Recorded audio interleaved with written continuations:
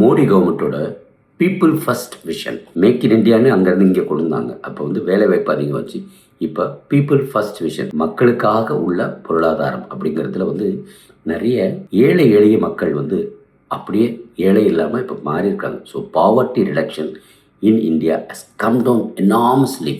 So that it's phenomenal achievement. அந்த phenomenal achievement World Bank has appreciated Modi governments for all the reforms.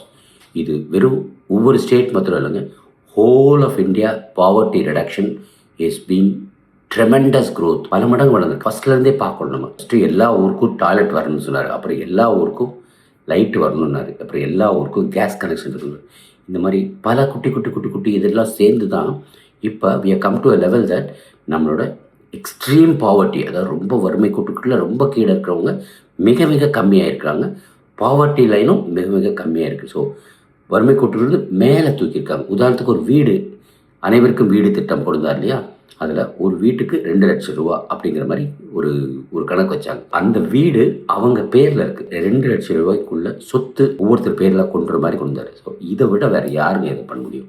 ஒரு 2 லட்ச ரூபாய்க்குள்ள சொத்து ஒரு கிராமத்தில் வச்சுருக்காங்க அப்படின்னா அவங்களுக்கு ஒரு நிரந்தரமான சந்தோஷம் இருக்கும். பொருளாதாரத்தை வளர்ச்சி அடைறதுக்கு பல மடங்கு அவங்க நாட்டுக்காகவும் கிராமத்துக்காகவும் வீட்டுக்காகவும் முயற்சி செய்கிறாங்க. இதனால தான் transformative reforms of Modi government, which needs to be appreciated, which needs to be enjoyed. So we're all healthy, we're all more financially stable country now. வாழ்க பாரதம், வளர்க தமிழ், ஒளிரட்டும் தமிழகம்.